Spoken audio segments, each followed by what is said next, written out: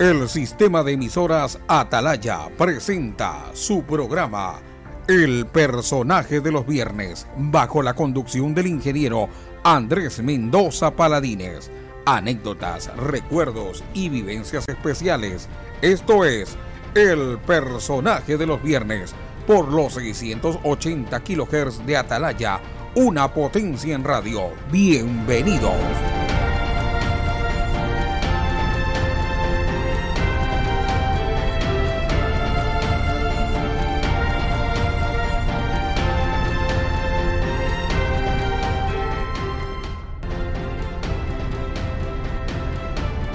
¿Qué tal, amigos del Personaje del Viernes? En este nuevo programa que tenemos el día de hoy, ni más ni menos que con el expresidente constitucional de la República, el doctor Rodrigo Borja Ceballos, quien ha tenido la gentileza de atendernos desde su casa en Quito el día de hoy, y con quien vamos a charlar inmediatamente para todos ustedes. Este es un programa muy, muy especial y le vamos a agradecer al doctor Borja por su tiempo. Además, porque sabemos que está muy ocupado con el trabajo, actualización y, permanente de su enciclopedia de la política. ¿Cómo está, doctor Borja? Muy bien. Muy bien.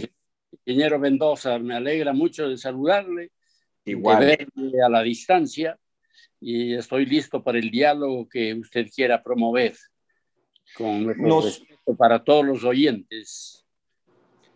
Doctor Borja, igual mucho respeto y consideración para usted. Empiezo por preguntarle el tema de la enciclopedia de la política.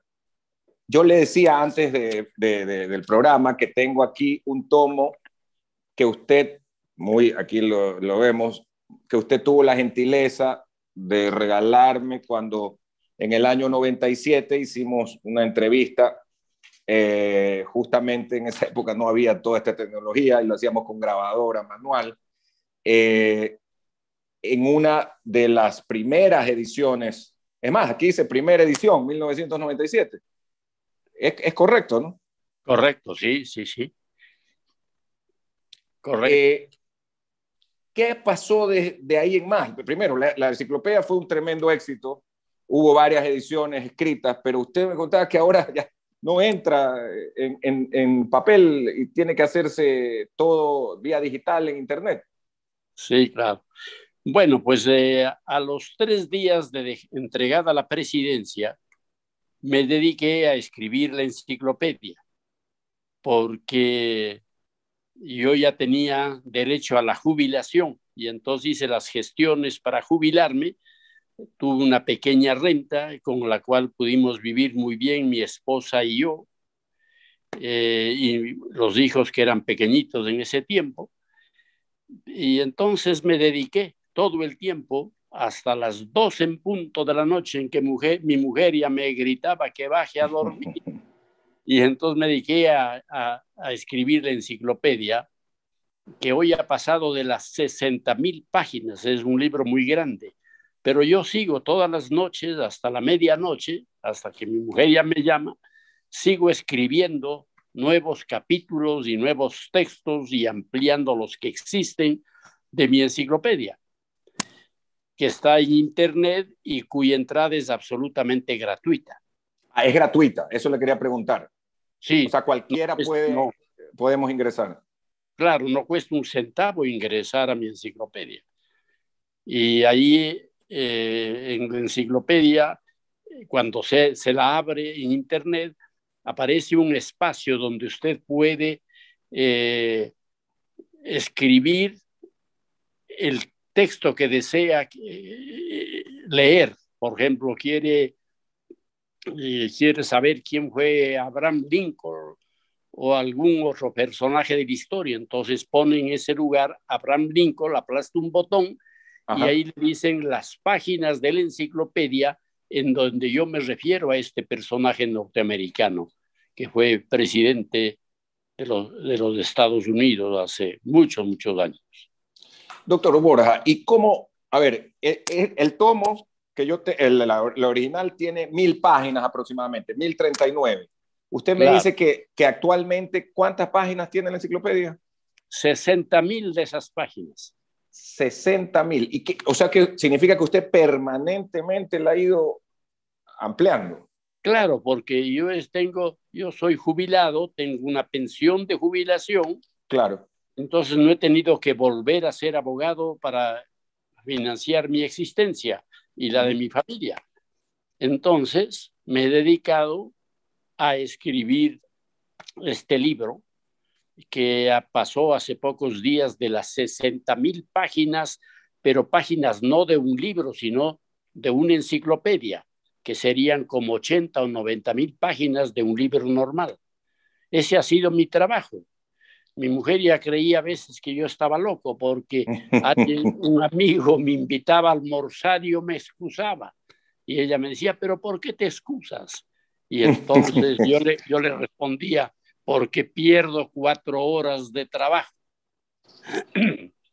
Entonces, o sea que está con una disciplina, ha estado todo este tiempo con una disciplina, pues, dedicado a esto. Claro, pero pasando un día yo hago deporte. Yo practico todavía 3 deportes. Practico indoor fútbol, vóley, básquet, todavía. Dígame una cosa, pero usted tiene 85 años, aquí de lo que veo. 85 años, claro. Pero aquí en mi casa tengo un gimnasio. Ya. Entonces, pasando un día, el día en que no voy a hacer deporte, paso 1 hora viendo las noticias por los canales de televisión en el gimnasio. Y hago trote, hago diversos ejercicios propios de un gimnasio, de tal manera que me conservo bien. Claro, claro. Y no le molesta, por ejemplo, las rodillas, que es algo que comienza a molestar. Bueno, a mí ya me molesta, o sea que tengo 51, o sea, imagínese. No, a mí no me nunca me molestaron las rodillas. Y yo jugué, claro, mucho tiempo básquet, jugué vóley, incluso participé en un campeonato nacional de vóley. Yo en el vóley era el volador, pero con la diferencia de que yo cubría toda la parte de atrás de la cancha, de tal manera que mis 2 compañeros estaban adelante. Cuando usted estaba en la presidencia de la República, siempre contaba que todas las horas, 16 horas que estaba en actividad, siempre le dedicaba un tiempo al deporte, ¿no? Sí, cómo no. Primero, yo salía a las 12 de la noche, vivía en el Palacio, en la Plaza de la Independencia, y terminaba de trabajar a las 12 de la noche. Entonces salía a trotar. A trotar. Por el viejo Quito. ¿no?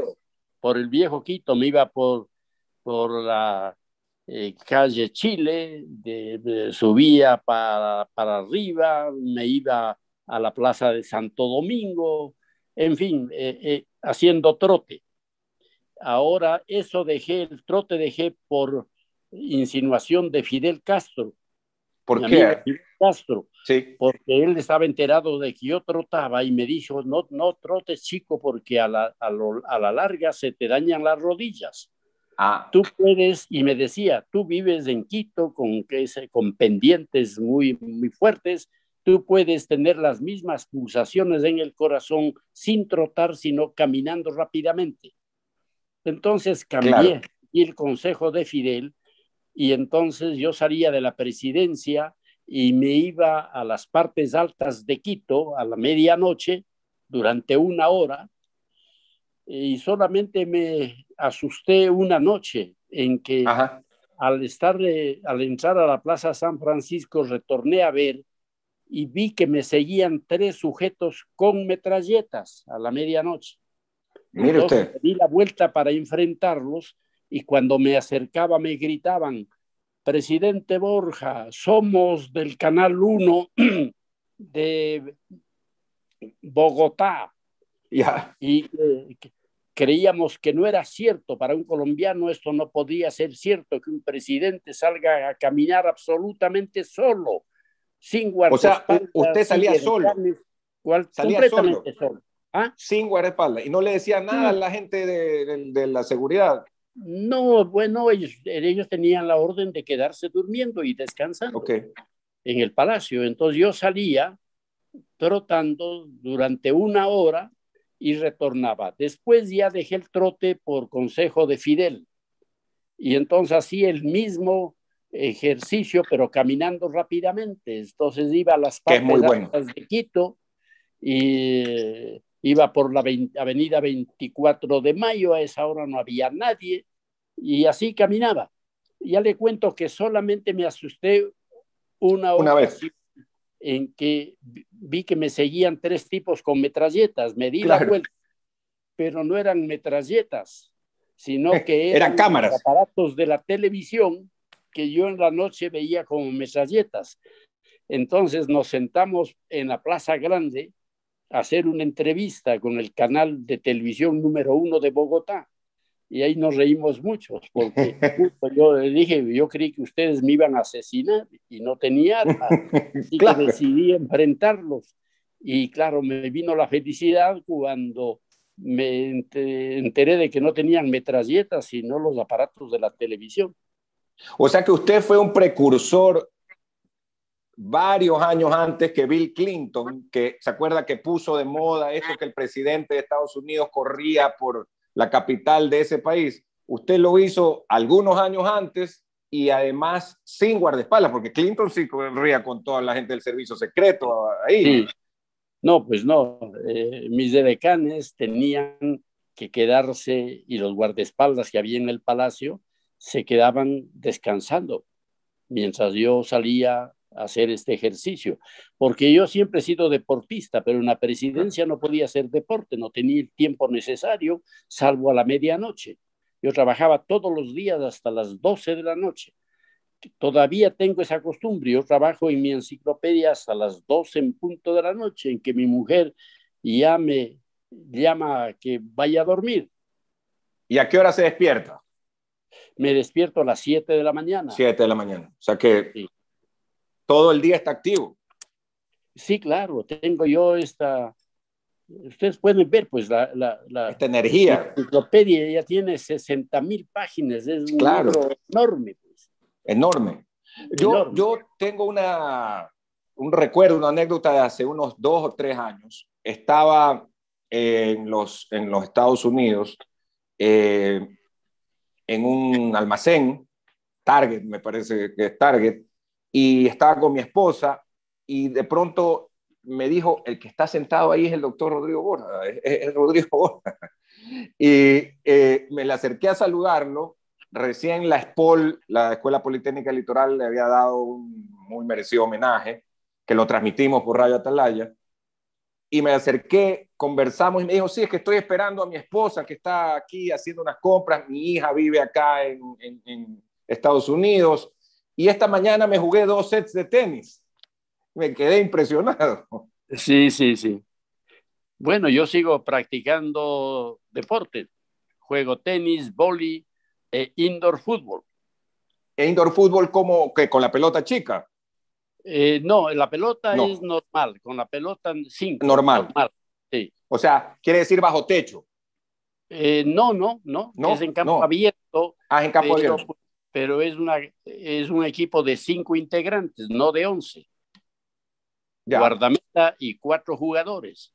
Ese del indoor fútbol. Entonces se requiere mucha habilidad porque es una cancha pequeña. La cancha es del tamaño de una cancha de tenis. Claro, claro. Y los arcos son más pequeños. Claro, los arcos son más pequeños. Entonces yo he practicado el fútbol.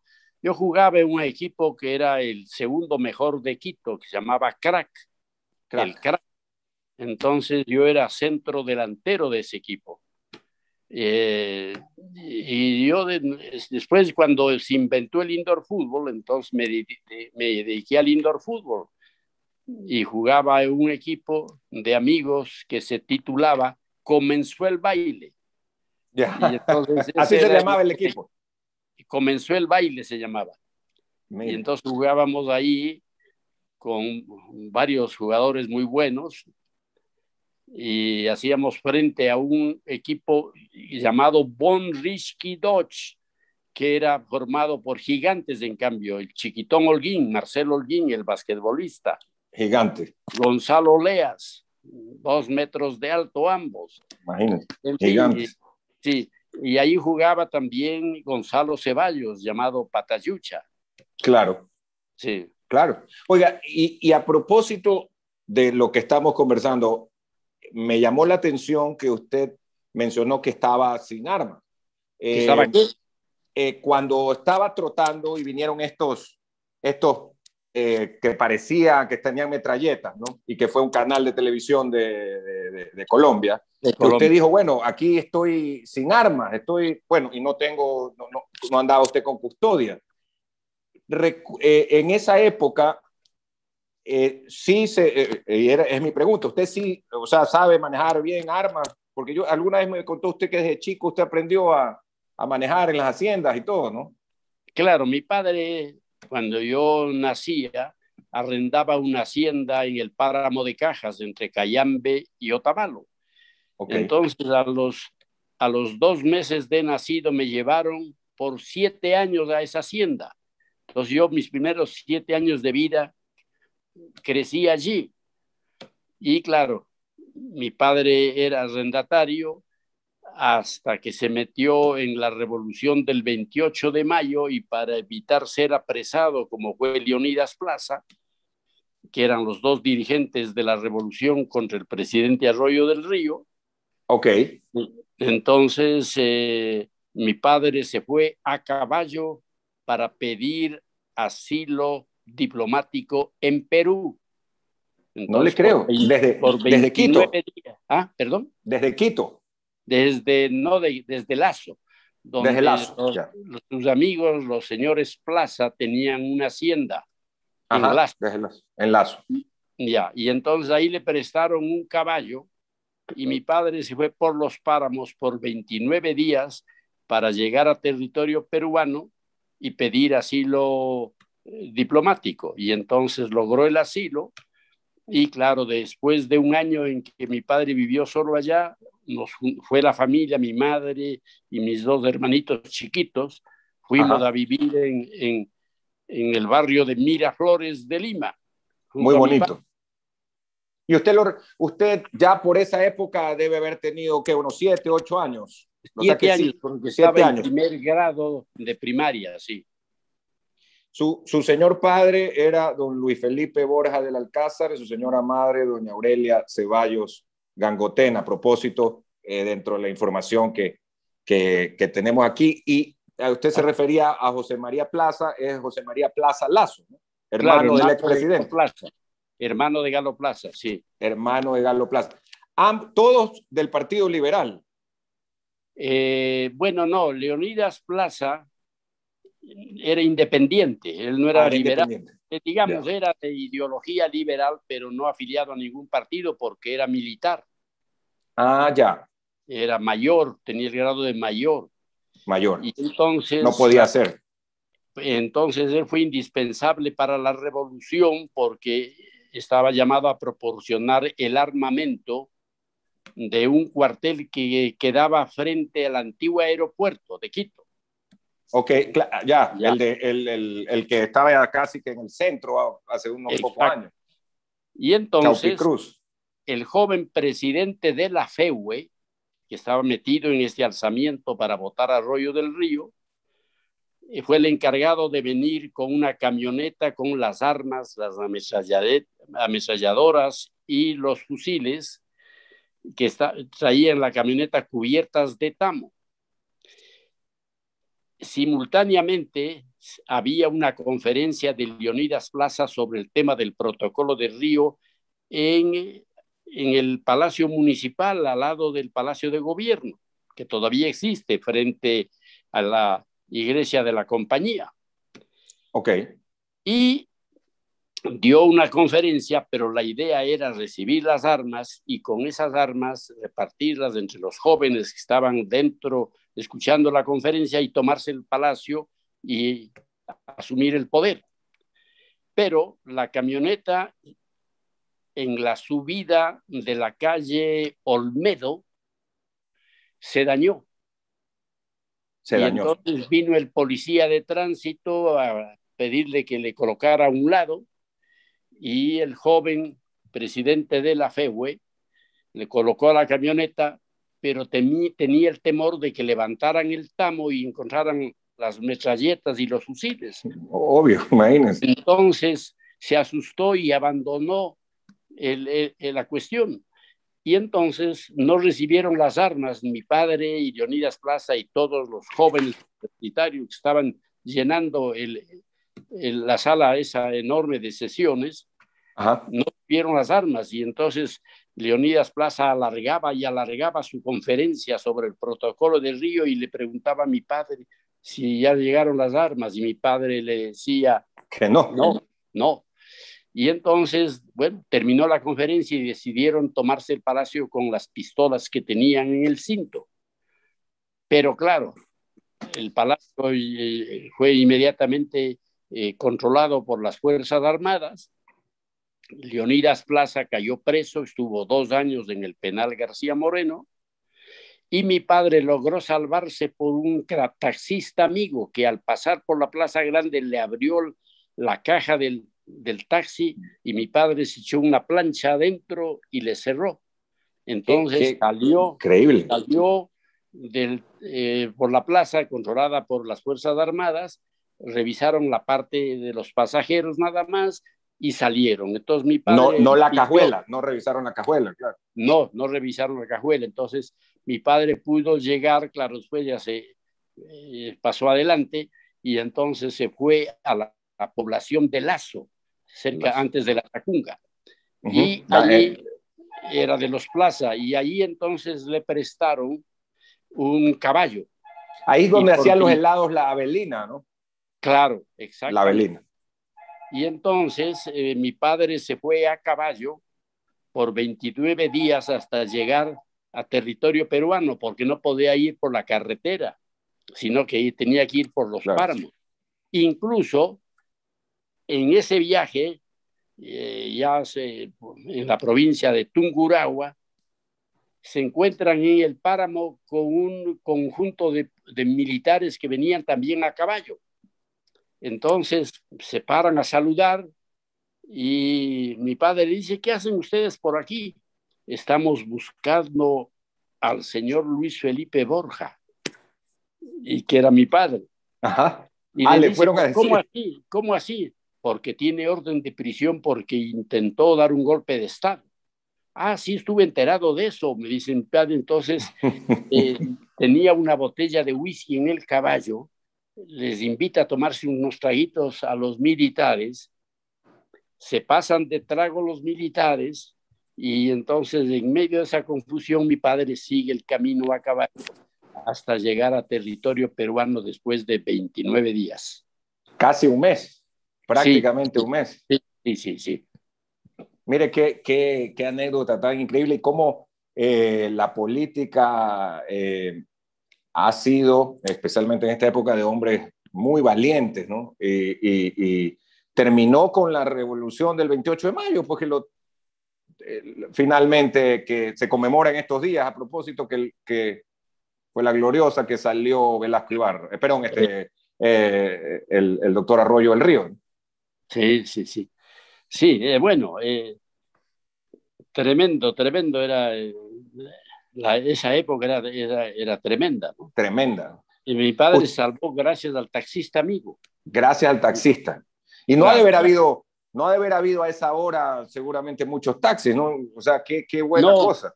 Claro, no había frente al palacio, en la García Moreno, se estacionaban en la acera del parque los pocos taxis. Y mi padre tenía amigos ahí porque nosotros vivíamos en el centro. Nosotros vivíamos a 3 cuadras del palacio del parque central de la Plaza de la Independencia, vivíamos a 3 cuadras, entonces caminábamos siempre por ahí Ya, y ahí le conocían los taxistas, así lo que un conocían. taxista le salvó a mi padre de la prisión, pero el que ¿Qué? cayó fue otro jefe, el jefe militar del alzamiento fue Leonidas, y él sí estuvo 2 años en la prisión. 2 años. Sí, 2 años Y eso era en el penal García Moreno, ¿no? en el penal García Moreno, claro, claro, claro. Claro, que ya no, Yo que me ya no acuerdo, funciona. sí, sí. Yo a veces yo me iba con amigos de mi padre a visitar a él en el penal. Ajá. Sí. Ah, mire Y, usted, lo iban a y visitar pasaron, a Leonidas Plaza. claro, y pasaron los años y mi primera de las 17 prisiones que yo he tenido en la vida política, la primera fue justamente en el penal García Moreno. Ah, Ahí me sí. metieron, me acuerdo, y me pusieron candado, me metieron en la celda oscura, totalmente oscura, y con candado. Entonces, claro, De mi estudiante madre, universitario. yo era universitario, sí. Universitario. Bueno, fue terrible, fue de las prisiones más duras que yo he soportado. O sea, Yo le soporté, pusieron candado y oscuridad. claro, yo soporté otra también muy grave en España, en Madrid. Cuando yo terminé mis estudios, tenía 25 años, mis estudios de abogado, entonces habíamos a lo largo del tiempo hecho ahorros y ahorros y ahorros, y 30 de los estudiantes pudimos financiarnos un viaje a España Ok. con los ahorros a lo largo de Que se 6 habían años. hecho. Y entonces en España vivía un amigo mío de la Tacungueño, muy simpático, que me vino a ver en el hotelucho donde estábamos. Y entonces me llevó a conocer Madrid y salimos caminando y después tomamos un taxi para conocer más ampliamente la ciudad de Madrid. Entonces íbamos atrás del taxista, mi amigo y yo. Pero pronto se armó una discusión entre mi amigo y yo porque yo atacaba al dictador Francisco Franco, Claro. que era el gobernante español en ese momento. Y entonces atacaba duramente con términos encendidos a Franco y el taxista se detiene, se para a un lado y me regresa a ver. Y me dice, jovencito, sepa usted que esas cosas no se pueden decir del jefe del Estado, don Francisco Franco Bahamonde. Y O sea, entonces, era un franquista el taxista. claro, todos los taxistas habían sido franquistas, fanáticos de Franco. Fanático.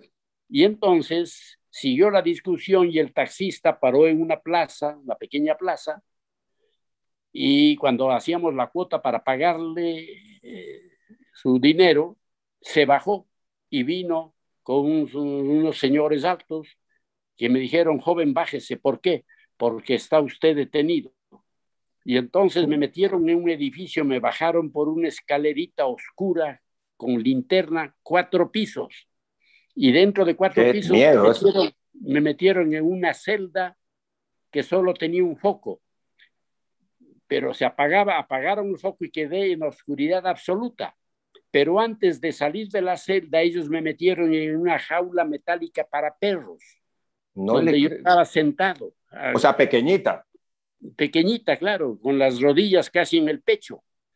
Y entonces ahí estuve desde las 9 de la mañana hasta las 9 de la noche. A las 9 de la 12 noche horas. vinieron a sacarme y entonces yo le digo al oficial, mire oficial, yo sé cuál es mi destino, yo creí que me iban a fusilar, que es lo que hacían, el franquismo hacía con los opositores, les fusilaban. Cuando cayó Franco se encontraron en los profundos huecos de las cárceles cantidad de huesos de todos los fusilados por el gobierno, porque habían hablado mal del jefe del Estado, Francisco Franco. Entonces Increíble. yo sabía ese destino y al oficial le digo, mire, yo quiero que me haga un gran favor, le voy a dejar el teléfono de mis padres para que llame y diga cuál fue mi destino.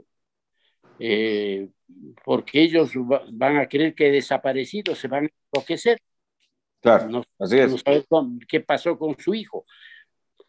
Y entonces el hombre me regresa a ver y me dice, vea jovencito, por esta vez no le vamos a fusilar. Y yo empecé a llorar de la emoción por haber vuelto a la vida. Iba Así, llorando, por esta vez no lo vamos a fusilar. Y entonces me acuerdo que me sacaron de la cárcel a las 9 de la noche y yo salí llorando y cantando y riendo, corriendo por la Gran Vía de Madrid, solito, haciendo ejercicio y corriendo y llorando de emoción de volver a la vida, porque yo el único favor que tenía, que quería pedir, era que llamaran a mis padres a decir que fui fusilado. Claro. Y que desaparecí, porque si no mis padres se enloquecían con mi desaparición, pues. Por supuesto, imagínese. Y su amigo latacungueño, a él no, a él le dijeron, le mandaron, salga usted y vaya a aquí. Entonces le mandaron, él se fue haciéndome una seña y se fue. Claro, ya el mejor salió corriendo. Sí. Pero qué terrible esa época. ¿Usted lo conoció en esa época o posteriormente a Felipe González, que era perseguido pues, por esa dictadura de Franco? Claro, muchos años después lo conocí a Felipe en Venezuela. Ok. Yo estaba tomando un café o una cola con François Mitterrand. François Mitterrand. Sí, en Venezuela, en una reunión del Internacional Socialista en Caracas. Y fue presidente de la Internacional Socialista, François Mitterrand. También, claro. Aparte de Francia. Entonces, después se adjuntó al grupo el jefe del Partido Socialdemócrata alemán, Willy Brandt. Willy Brandt. Y estábamos tomando un refresco y pasó a unos 50 metros un joven. Y entonces Willy Brandt le empezó a gritar y le hizo la seña que viniera. Y entonces este joven vino, se acercó a la mesa y me dijo en inglés, Willy Brandt, te voy a presentar a este joven que va a tener un gran destino político en España. Se llama Felipe González. Y entonces ahí qué maravilla. Felipe González. Así lo conoce.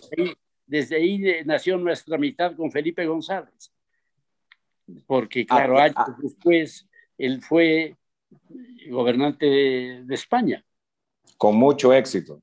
Sí, como usted nos dice, antes los políticos, como en su caso, y desde la universidad y todo, eran apresados por otros motivos, no por estos temas de ahora, que cuando los apresan es por temas de corrupción. No, acá era por temas de ideales, de luchas por la democracia o la libertad, ¿no? Una cosa totalmente distinta. Querían callarnos. Querían callarnos.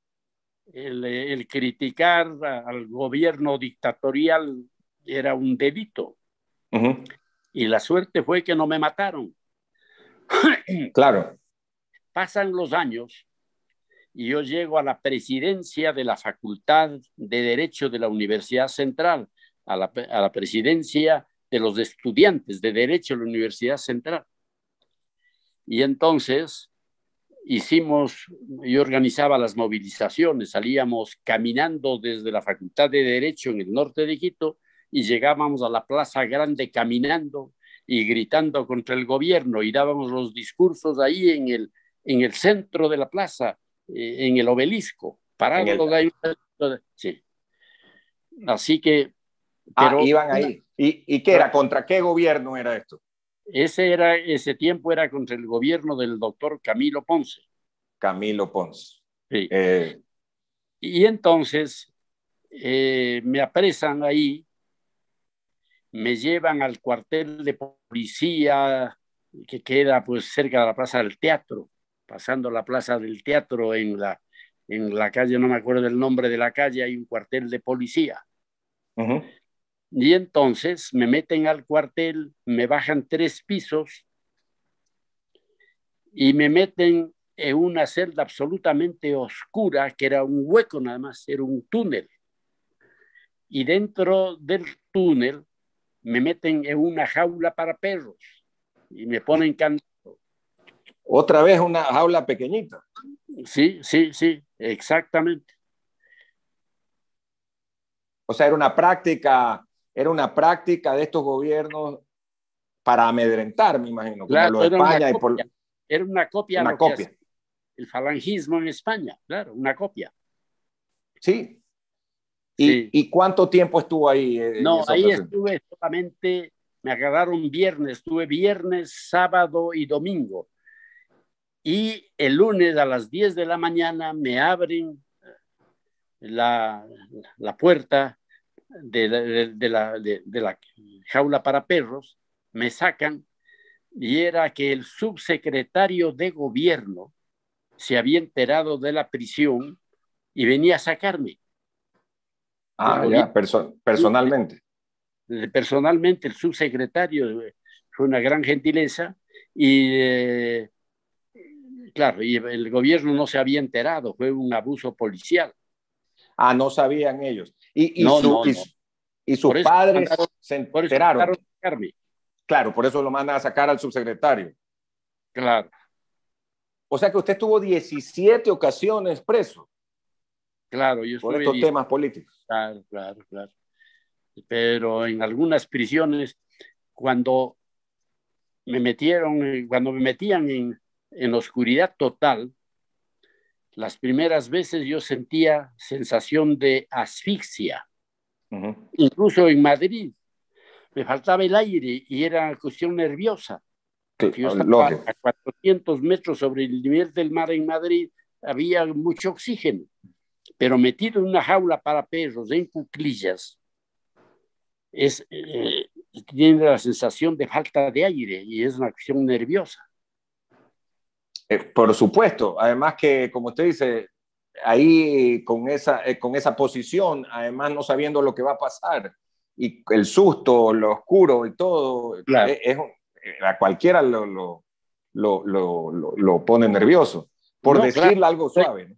Era la época más dura del franquismo, pues entonces a los que se oponían a su gobierno los fusilaban. Y yo estaba convencido de que me iban a fusilar. Esa era mi preocupación. Pero no que me maten, que ya no me importaba, sino que mis padres no sepan cuál ha sido mi destino. Mi padre y mi madre pierden a su hijo sin saber dónde está, entonces se podían enloquecer buscando a su hijo. O sea que desaparecieron muchísimos jóvenes en España durante esa época.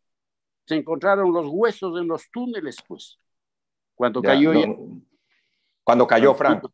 Cuando vino ya la democracia a España. Vamos a hacer una breve pausa y regresamos inmediatamente con el doctor Borja Ceballos, para la segunda parte del personaje del viernes en esta edición tan especial. Le agradecemos por recibirnos desde su casa en la capital de la República.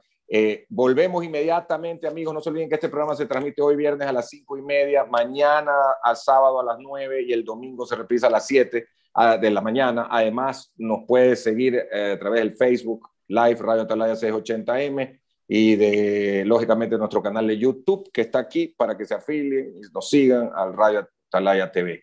Ya regresamos inmediatamente. Perfecto. Gracias a nuestros estimados y estimadas oyentes y también que nos siguen a través de la pantalla con el doctor Rodrigo Borja Ceballos. Yo quería preguntarle, hemos visto durante el programa varias de las condecoraciones, la banda presidencial que usted justamente lo enseñaron en agosto del año 88, y varias de las condecoraciones que recibió a través de su vida, no solo como presidente, sino académica y política. Todas las tienen en su estudio. Sí, esto hicieron mis hijas. Mis hijas mandaron a recortar condecoraciones extranjeras, son estas que ve usted aquí. Estas son extranjeras, ok. Sí, la bandera que yo tenía, la banda presidencial que yo usaba en el palacio es esta. Y esta las aquí. condecoraciones, estas son extranjeras. Ya. De 13 diversos estados que se dignaron condecorarme, unas antes del gobierno, otras en el gobierno y otras después del gobierno. Y aquí hay unas fotos de mis locuras. Aquí estoy de piloto de un Canberra de combate. Aquí. Ah, cuando era presidente, ¿no? Exacto, sí, De yo un siempre Canberra de fui, combate. sí, yo siempre fui muy aficionado a la aviación. Cuando llegué a Ok. la presidencia yo era piloto de avioneta, pero aquí estoy en un Canberra y aprendí también a conducir helicóptero. Aquí hay De dos helicóptero, que es algo helicópteros totalmente diferente. totalmente diferentes, otra técnica, pero es fantástico. Aquí le muestro una foto. A ver, esta. Ah, ya. Ahí está en el helicóptero. Y aquí estoy en un submarino, claro, no estoy piloteando, pero estoy a 200 metros bajo el nivel del mar. De los submarinos, de los dos submarinos, ahí está, de los dos submarinos que tiene el Ecuador, ¿no?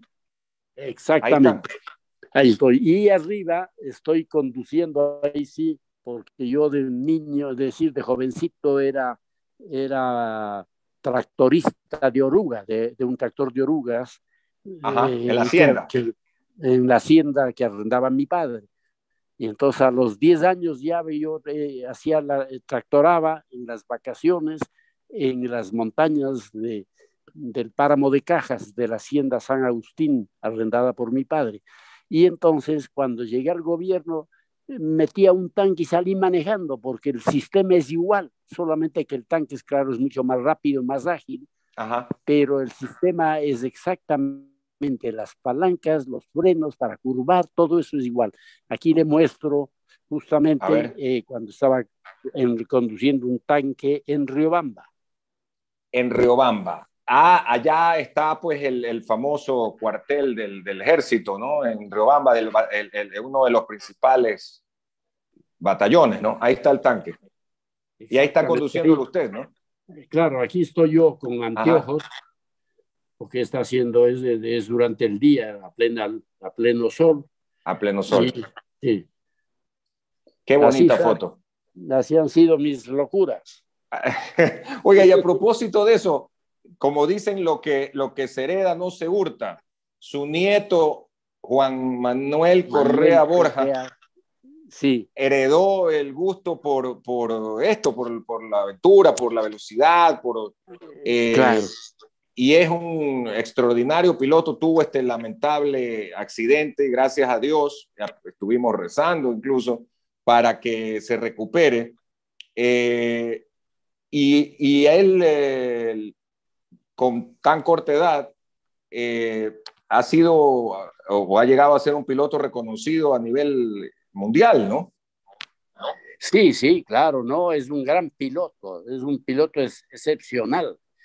Yo en una carrera, yo fui a dictar una conferencia en el norte de Europa, ya, en Suiza, y entonces ahí aproveché para irle a verle correr, porque era en la misma ciudad donde él iba a correr, en la que yo dicté la conferencia. Entonces le vi y es impresionante. Me dieron a mí un pase especial, yo estaba con los otros mecánicos y corredores ahí, y Juan Manuel pasaba a 270 kilómetros por hora a medio metro de donde yo estaba parado detrás de un muro, a 270. Imagínese esa velocidad. Para pilotear eso se necesita pues una pericia extraordinaria. Claro, impresionante. Yo no he pasado de los 200 kilómetros por hora, pero él iba a 270 kilómetros por hora. Pero eso recordábamos que usted también conducía, piloteaba, digamos, carros de carrera, ¿no? Claro, yo era piloto de carreras, claro. Mi primera competencia gané a los 17 años y le gané al campeón nacional, que era el Loco Larrea de Ambato, un gran piloto. El Loco Larrea, sí, recordamos. Bueno, al terminar esa tan interesante entrevista que me acaba de formular la prestigiosa Radio Atalaya de Guayaquil, Quiero agradecer a todos sus dirigentes, a todos sus trabajadores por este alto honor que me han dispensado, y un agradecimiento y saludo especial al ingeniero Mendoza por haber abierto las ondas de esta impresionante emisora guayaquileña para que yo pudiese expresar mis pensamientos y mis palabras. Mil gracias y hasta pronto. Felicidades para Guayaquil. Muchísimas gracias, amigos del personaje del viernes. Como ustedes han visto, hemos hablado con quien ha hecho y es historia viviente de la política del Ecuador y también a nivel internacional. El doctor Rodrigo Borja Ceballos, ex presidente constitucional de la República, uno de los destacados miembros de la socialdemocracia a nivel internacional.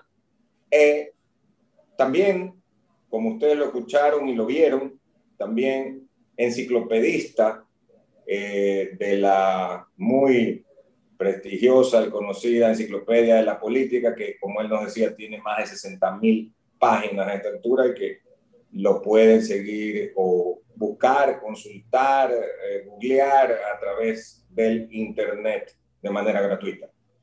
Esperamos poder tener una segunda parte. Nos quedaron temas por tocar, por supuesto, con una vida tan rica en anécdotas, en ejecutorias, como la del ex legislador en 3 ocasiones, fundador y líder de la izquierda democrática por muchísimos años, expresidente constitucional de la República, deportista insigne, como nos relataba, y como sigue practicándolo. Así es que esperamos poder hacer la siguiente parte más adelante durante este mismo año. Nos vamos a despedir. Ya volvemos con la programación del sistema de emisoras Atalaya. Acompáñenos.